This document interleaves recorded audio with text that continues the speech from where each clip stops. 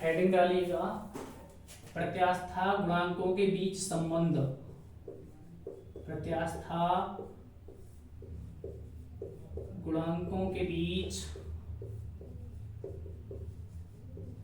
संबंध, relation between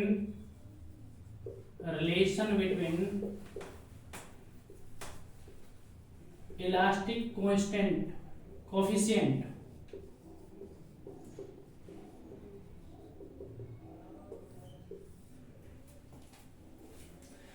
देखिए, माना एक मेरे पास में क्या है, एक घन है, एक क्यूब ले लिया जिसकी प्रत्येक भुजा की लंबाई 1 मीटर है।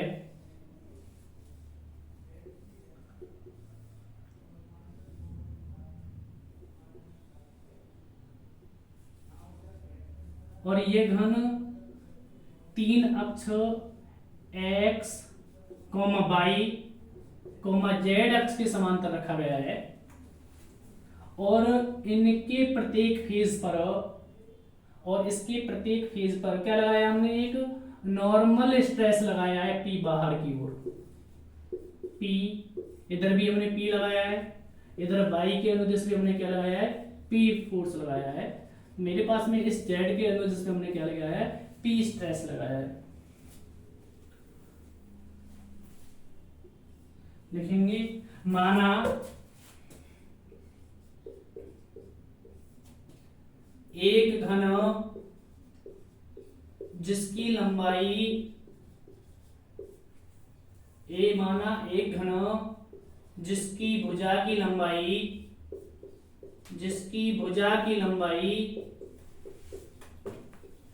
1 मीटर है और यह घन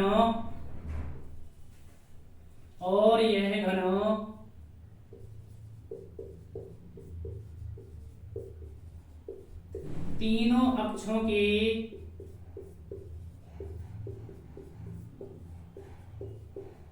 समांतर रखा गया है।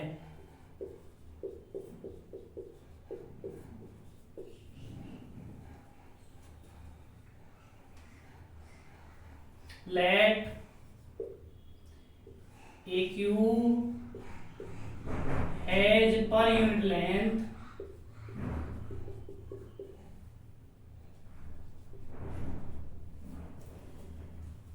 which placed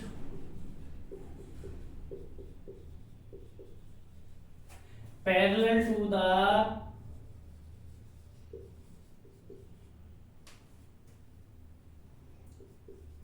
three coordinate axis.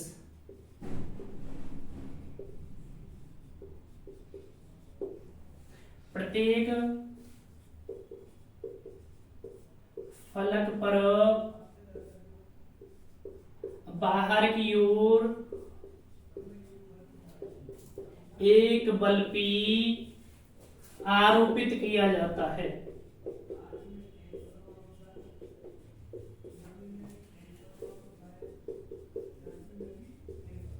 तो बल की दिशा में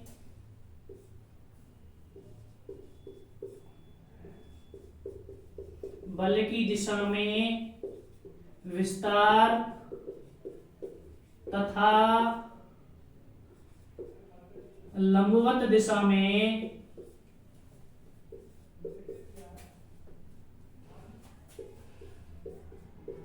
संकुचन उत्पन्न हो जाता है।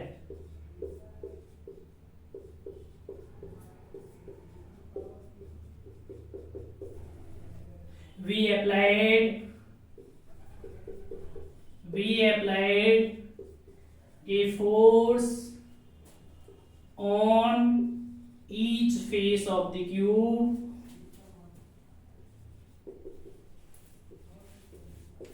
then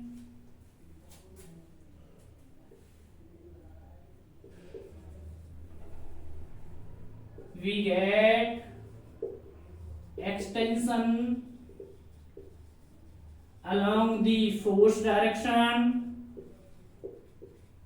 and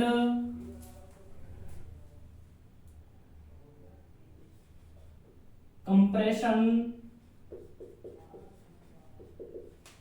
along the perpendicular direction of the force।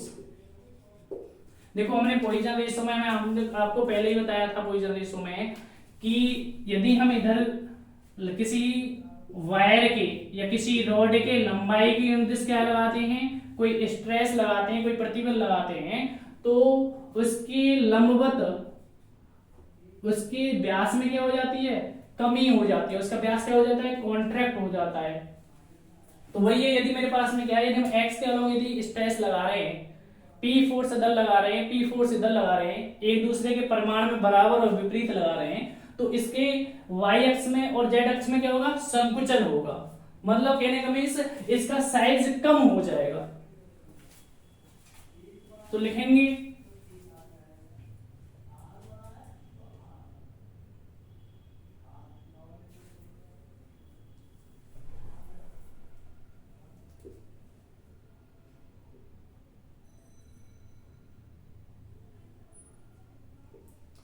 P note eight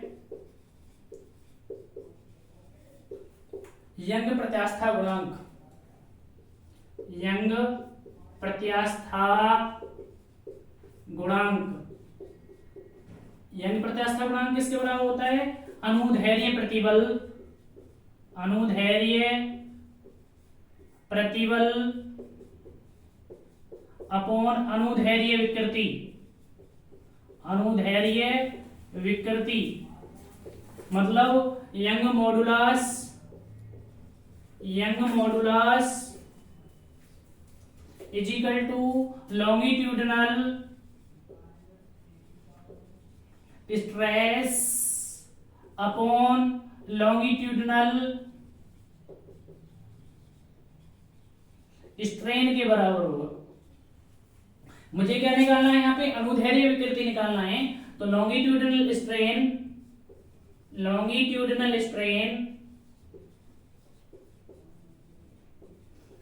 is equal to longitudinal stress upon Young modulus,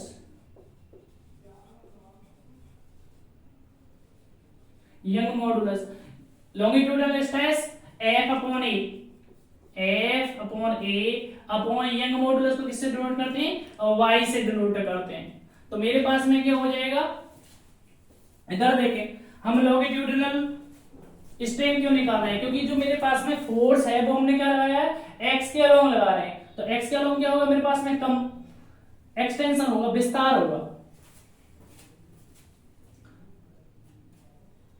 तो हम ये कह सकते हैं along the extension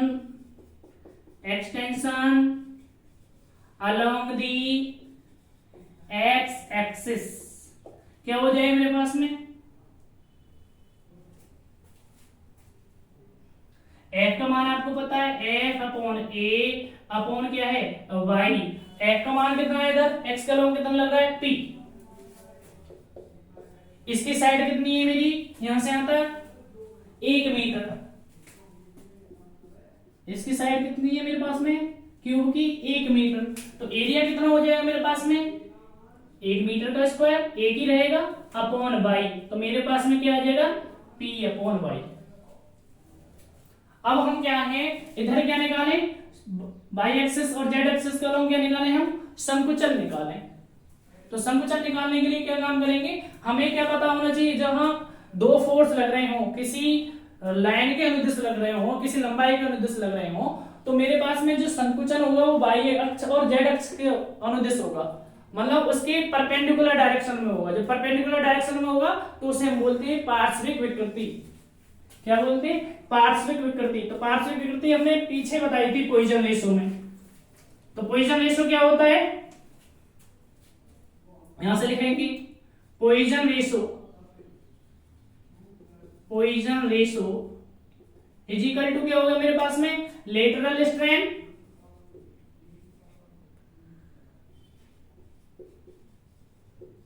upon longitudinal strain, longitudinal strain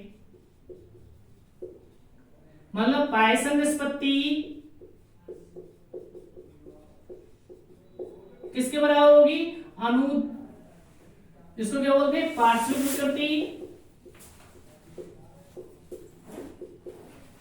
पार्श्विक विकृति बटे अनुदैर्घ्य विकृति। आपको क्या चाहिए? परपेंडिकुलर डायरेक्शन में संकुचन चाहिए, तो पार्श्विक विकृति निकाल लीजिएगा। पार्श्विक विकृति बराबर क्या हो गया? पाइसन निष्पत्ति गुणा अनुदैर्घ्य विकृति। अब पार्श्विक विकृति निकालने के लिए क्या पाइसन रेशो को किससे व्यक्त करते हैं? हम सिग्मा से व्यक्त करते हैं। ये वैल्यू होगी मेरे पास है सिग्मा, और आपने निकाल रखा है अनुदैर्घ्य विकृति किसके बराबर है? ये रहा P अपॉन वाई। तो मेरे पास में क्या होगा? P अपॉन वाई हो गया। अब देखिएगा, तो मेरे पास में क्या होगा? y अक्ष के अनुदिश क्या होगा? संकुचन कितना होगा? y अक्ष के अनुदिश संकुचन, y अक्ष के अनुदिश संकुचन compression along the y axis. देखिएगा इधर देखो, ये जो फोर्स है, अभी हमने बताया कि प्रत्येक फलक पर क्या है? जो फोर्स है वो क्या लग रहा है? बाहर की ओर लग रहा है। लेकिन हमारे पास में जो संकुचन हो रहा है, संकुचन जो हो रहा है वो कहां पे हो रहा है? इसके बल लगने की अपोजिट डायरेक्शन में हो रहा है। मतलब बल ऊपर काम कर रहा है, हमारे पास संकुचन क्या हो रहा है? उस बल के विपरीत दिशा में हो रहा है। तो मैं ये लिख सकता हूं माइनस से क्या हो जाएगा मेरे पास में? लेटरल स्ट्रेन के बराबर होगा। लेटरल स्ट्रेन मतलब पार्श्विक विकृति के बराबर होगा। पार्श्विक विकृति के बराबर होगा। अब पार्श्विक विकृति किसके बराबर आई आपकी? माइनस के सिग्मा पी अपॉन वाई के बराबर आई है। सिग्मा पी अपॉन वाई के बराबर आई है। तो मेरे पास में जेड अक्ष के अनुदिश भी संकुचन कितना होगा? उतना ही होगा, क्योंकि फोर्स हर जगह कैसा है? समान है। तो मेरे पास में क्या होगा? जेड अक्ष के अनुदिश, जेड अक्ष के अनुदिश संकुचन compression along the z axis कितना होगा? माइनस के सिग्मा p अपॉन वाई होगा। अब मेरे पास में क्या है? अपने x के अलोंग क्या लगा लिया? विस्तार कितना हो रहा है? y के अलोंग कितना संकुचन हो रहा है और z के अलोंग कितना संकुचन हो रहा है। तो मैं ये निकाल सकता हूं कि मेरे पास में x अक्ष के अनुदिश, x अक्ष के अनुदिश कुल विस्तार वो कितना हो गया? मैंने मान लिया ex है, तो मेरे पास में क्या होगा? विस्तार भाई x अक्ष का अनुदिश विस्तार जो है ये तो आया p अपॉन y। संकुचन कितना आया मेरे पास? माइनस के सिग्मा p अपॉन y। इसके अकॉर्डिंग कितना आया मेरे पास? माइनस के सिग्मा p अपॉन y के बराबर आया।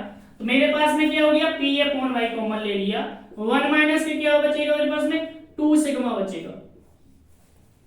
इसी प्रकार हम क्या करेंगे? y अक्ष के अनुदिश क्या निकालेंगे? कुल विस्तार निकालेंगे, और z अक्ष के अनुदिश भी क्या निकालेंगे? कुल विस्तार निकालेंगे, क्योंकि बल हमारा क्या है? समान है। तो मेरे पास में जो विस्तार आएगा ई वाई, वो भी तो नहीं आएगी निकल करके। बता रहा हूं।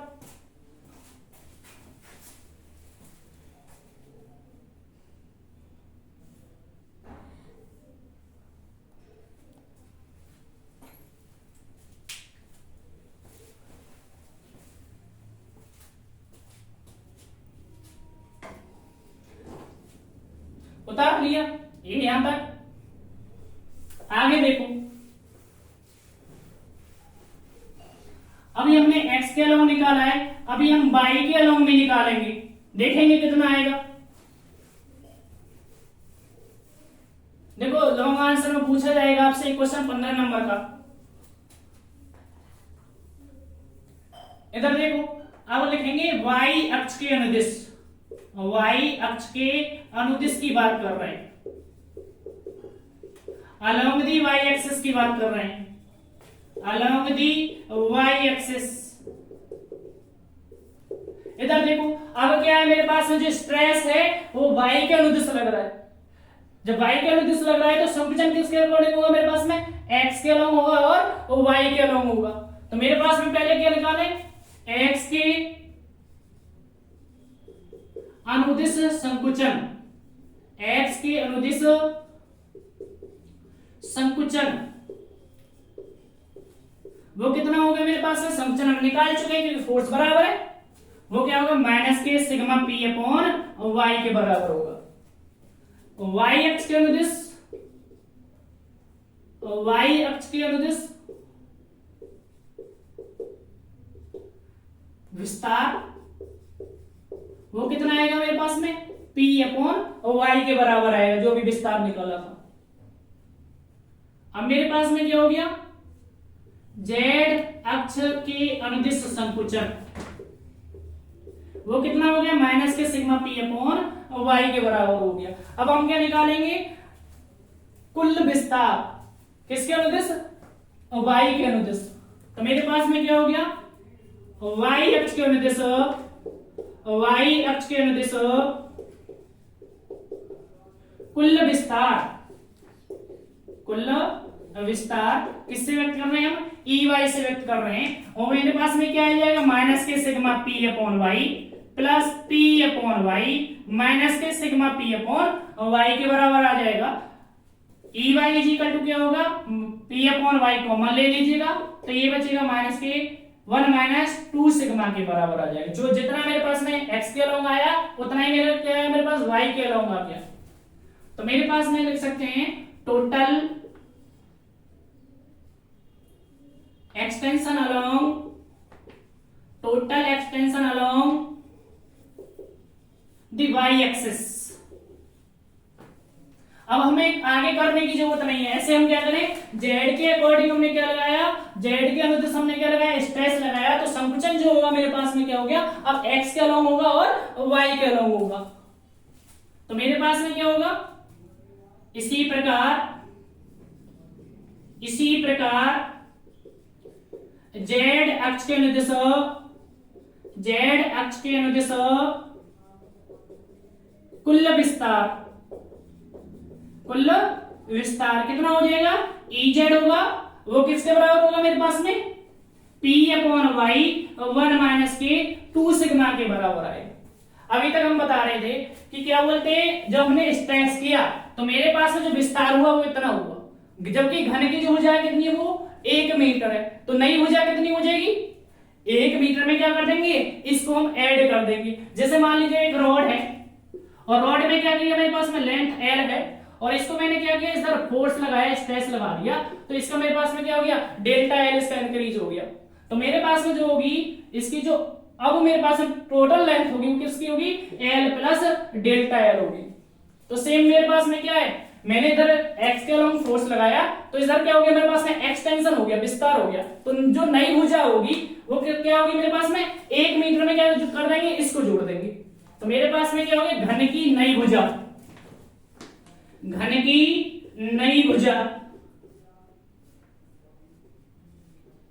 नई भुजा मतलब new side of the cube वो किसके बराबर होगी, 1 प्लस कितना हो जाएगा, P अपॉन वाई 1 माइनस के 2 सिग्मा के बराबर होगा।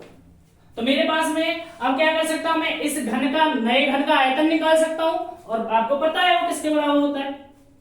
तो नए घन का आयतन, वॉल्यूम ऑफ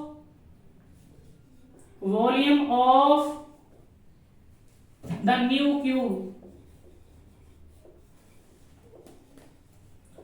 मेरे पास में क्या हो जाएगा, भुजा की क्यूब हो जाएगा, 1 plus P upon Y 1 minus की क्या हो जाएगा, 2 सिग्मा की घात कितना हो जाएगा मेरे पास में, 3 हो जाएगा। ठीक है, उतारो इसको।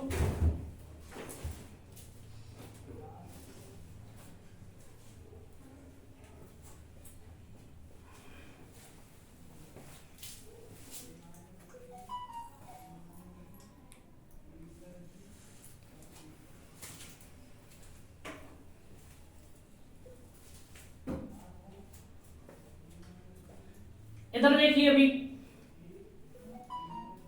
समझ लीजिए,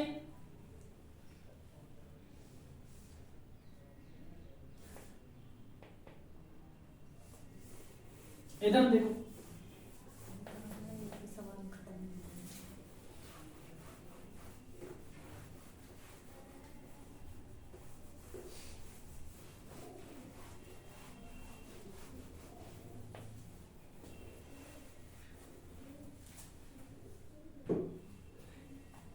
इधर देखो,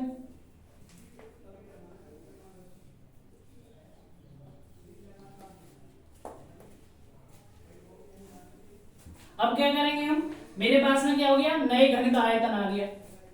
अब मुझे पता है कि आयतन में वृद्धि कितनी होगी, तो आयतन में वृद्धि कब निकालेंगे हम, मेरे पास जब मेरे पास में क्या होगा, पुराने घन का आयतन होगा और मेरे पास में नए घन का आयतन पता होगा। तो मेरे पास में क्या हो गया, या मैं कहूं आयतन में वृद्धि या आयतन में परिवर्तन।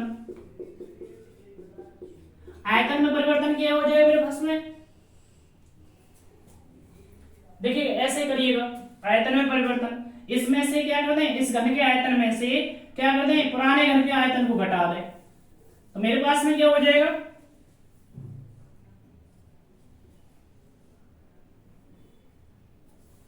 नए घन का आयतन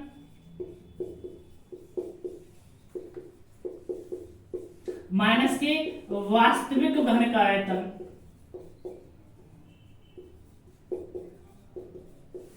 इधर देखिएगा, घन का आयतन कितना आया, 1 plus P upon Y, 1 minus के 2 सिग्मा का क्या आएगा मेरे पास है, होल क्यू माइनस के 1, क्योंकि पुराने घन की जो भुजा है वो कितनी है मेरे पास में, 1 है। तो एक भुजा का क्या हो जाएगा, एक की घात 3 बराबर क्या हो जाएगा मेरे पास में, 1 हो जाएगा। अब मेरे पास में इधर देखो, इसे कैसे सॉल्व करें, आपने पढ़ी है द्विपद प्रमेय से, क्योंकि मेरे पास एक फॉर्मूला है 1 प्लस एक्स की पावर एन का फॉर्मूला आपको पता है, तो 1 plus N X factorial 1 plus N into N minus 1 upon factorial 2 into X square. मेरे पास में क्या हो गया, द्विपद प्रमेय से, बायनोमल थ्योरम से, बायनोमल थ्योरम लगा दो तो क्या हो गया मेरे पास में, क्योंकि हम 2 टर्म तक खोलेंगे, क्योंकि हायर टर्म तक खोलेंगे नहीं, क्योंकि हमारे पास में कुछ रिजल्ट नहीं मिलेगा। तो मेरे पास में क्या हो जाएगा, 1 plus 3p upon Y, 1 minus के 2 सिग्मा, माइनस के क्या हो जाएगा मेरे पास में 1 हो गया। अब मेरे पास में क्या बचेगा, 1 से 1 कट जाएगा, तो मेरे पास में नए घन का परिवर्तन कितना हो गया, dv इज इक्वल टू, इसको मैं किससे डिनोट कर सकता हूँ, dv से व्यक्त कर सकता हूँ, तो dv इज इक्वल टू क्या हो गया 3p अपॉन वाई, 1 माइनस के 2 सिग्मा के बराबर होगा। यहां तक समझ में आया, देखो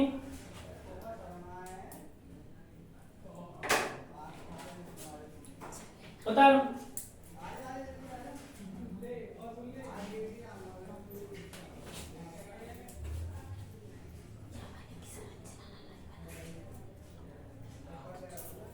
अब देखिएगा, अब निकालें हम आयतन में विकृति।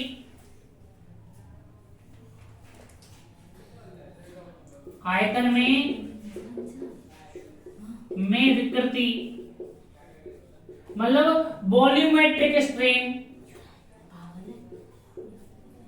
वॉल्यूमेट्रिक स्ट्रेन, वॉल्यूमेट्रिक स्ट्रेन किसके बराबर होगा, इधर देखो, आयतन में परिवर्तन, आयतन में परिवर्तन बटे वास्तविक आयतन,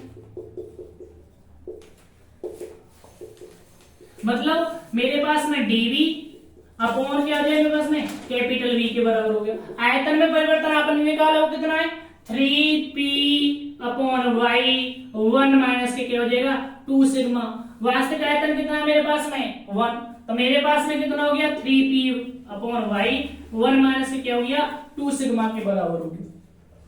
अब मेरे पास में क्या है, आप जानते हैं जब मुझे आयतन मिल गया, आयतन में विकृति मिल गई, तो मैं निकाल सकता हूं आयतन प्रत्यास्थता गुणांक। आयतन प्रत्यास्थता गुणांक किसके बराबर होगा, आयतन प्रत्यास्थता गुणांक। मैंने आपको बी से बताया इसका नोटेशन, और मेरे पास में क्या बताया, मेरे पास में के से भी व्यक्त करते हैं। तो मेरे पास में क्या होगा, आयतन प्रत्यास्थ गुणांक किसके बराबर होगा, नॉर्मल स्ट्रेस अपॉन आयतन विकृति। आयतन विकृति का मतलब वॉल्यूमेट्रिक स्ट्रेन, वॉल्यूमेट्रिक स्ट्रेन का मतलब देखिएगा ये वैल्यू निकल रही है वॉल्यूमेट्रिक स्ट्रेन। तो इधर देखो नॉर्मल स्ट्रेस क्या होता है, एफ अपॉन ए, फोर्स क्या लगाया अपने पी, एरिया कितना है मेरे पास 1, वॉल्यूमेट्रिक स्ट्रेन आपको पता है कितना है 3p अपॉन वाई, 1 माइनस के क्या हो जाएगा मेरे पास में 2 सिग्मा के बराबर होगा, p से p कैंसिल आउट हो जाएगा, तो k बराबर किसके बराबर हो जाएगा, k इक्वल टू ये बाई ऊपर पहुंच जाएगा, तो y अपॉन क्या हो जाएगा, कैपिटल Y अपॉन 3 1 माइनस के 2 सिग्मा। अब y निकालेंगे तो क्या हो जाएगा 3k 1 माइनस के 2 सिग्मा, यही निकालना था हमें। तो मेरे पास में क्या हो जाएगा, ऐसे लिखेंगे hence the relation between the young modulus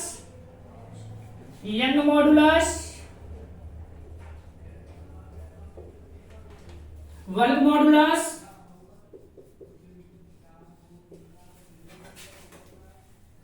and Poisson ratio. अतः यह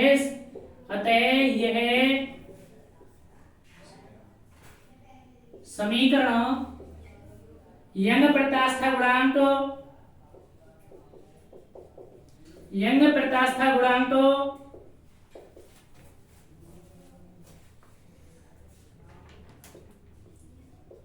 आयतन प्रत्यास्थ गुणांक